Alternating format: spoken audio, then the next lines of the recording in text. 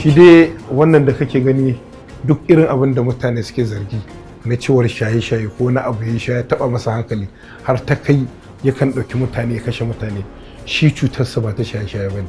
Akwai mutanen da Allah yake halitta su kawai kamar an halicce su ne don su kisa, ba imani a tattare su amma ba shaye-shaye ba. Ka gane ko? Shi wannan wata irin cuta ce wacce takan zo mutane irin wa'annan burin su kawai su kisa, sai su kisan ma su ce ba su san sun yi ba, ko kuma su kashe dan adam ba tare da sanin cewa sun ma yi kisan ba, su kamar Allah ya halicce su ne don su kashe dan adam.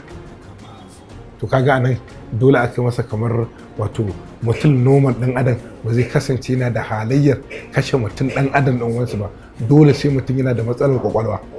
Irin wannan cutar ita ake kira personal disorder. To kaga irin wannan mutanen a ainihin report din da ake barwa za ga mutane irin wannan they are kind of impulsive, irresponsible, kuma somehow they are suna da psychological issue wanda jagulization, mentalization yana tattaruwa ya faru akan dan adam. So they may do and they may not undo. So issue nasa is personal.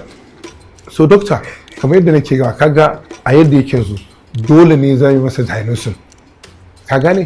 Kafin ma mu fara bashi magani kuma da buƙatar za a je a yi masa test mu san daga ina ma za mu fara. Already dama mun san da wannan abubuwa.